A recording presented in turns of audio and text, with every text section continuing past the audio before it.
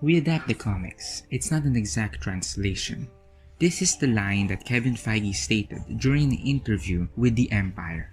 But the line itself is also one of the effects of comic books' biggest flaw. And that flaw is not being mainstream. And that is what we're gonna talk about in this video. The whys, the hows, and the effects of not being mainstream.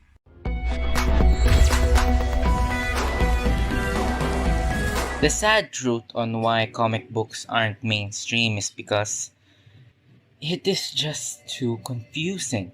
I mean, where do you start? Really, where? Do you start at the 2011 version or the 2022 version of Spider-Man? Which universe of comic am I reading? Comic books are overly convoluted and have problems story structure-wise. I believe you've been having some problems. Comic books also have this thing called narrative de-escalation. In a comic book, this happens after a big arc or a big crossover event, and they go back to the basics of that character to pass on to the next writer. But the big problem of going back to the status quo every time a big character arc finishes, it feels like nothing matters at all. It doesn't matter if they die because they're gonna be back again. Remember when Superman died in an epic duel with Doomsday? He was resurrected a year later. Did you know that Batman was shot and killed by Darkseid? He was? No! Turns out he was just sent back in time. Remember when they killed Captain America? Yeah, that was a huge deal. Also sent back in time. It's what these writers do. They kill their hero, then they milk their death for all it's worth, and they end up miraculously coming back, and it's like nothing ever happened. This is the biggest contrast between manga and Western comics. In comics, you aren't too sure where to start, and you aren't even sure where it ends. Hell, if it even does end, because of narrative de-escalation. But in mangas, you could just begin the first chapter. Manga is more streamlined than comics. Yeah, more streamlined.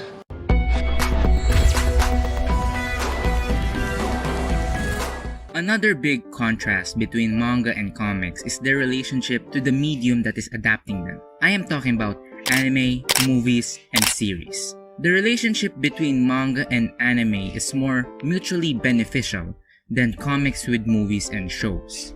When anime is adapting the manga, They just adapt it. plain and simple, they treat the mangas like storyboards for the anime. They can change things if they want to. They can change the jokes or the lines of the character. You know what happened, James? They changed it.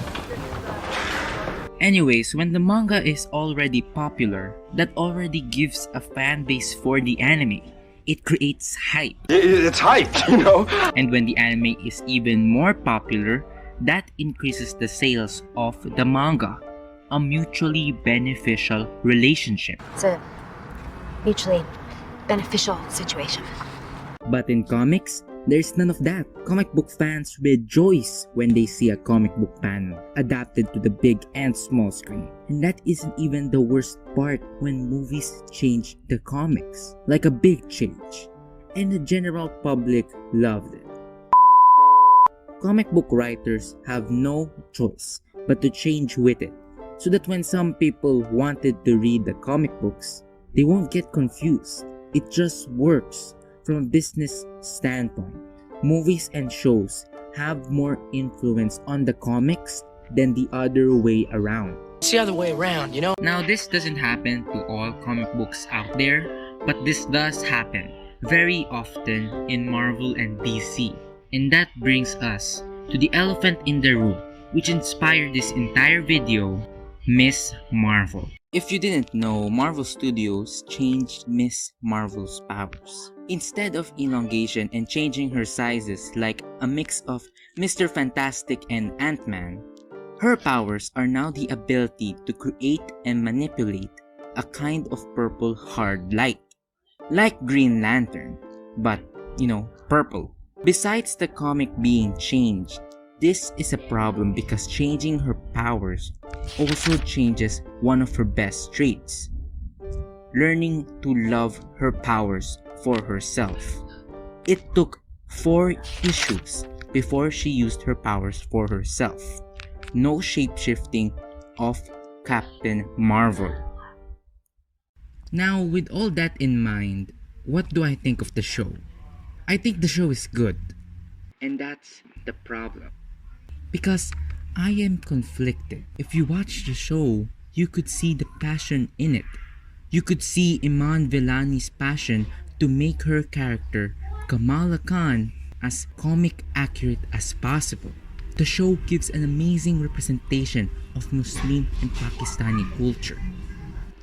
I have learned so many things about the culture and history because of the show. It has great cinematography, the VFX too.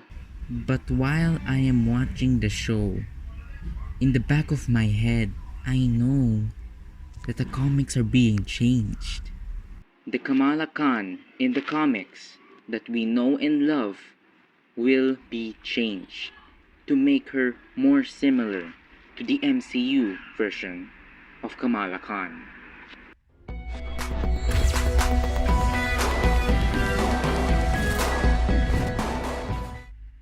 Now, what can we do? Because I showed you what the effect of comic books not being mainstream, and you might want to stop that. Well, my answer to that is, I don't know if there even is a way to make comic books more mainstream. The only thing I could think of is to force people to read more comics, which is a big ask because it is too confusing for an outsider. I also don't want to force people not to watch shows because of changes like this, because they might love them. I think this is a situation that doesn't have a clear solution. But hey, if you do, type it in the comments. Anyways, thanks for watching, and until our next talk.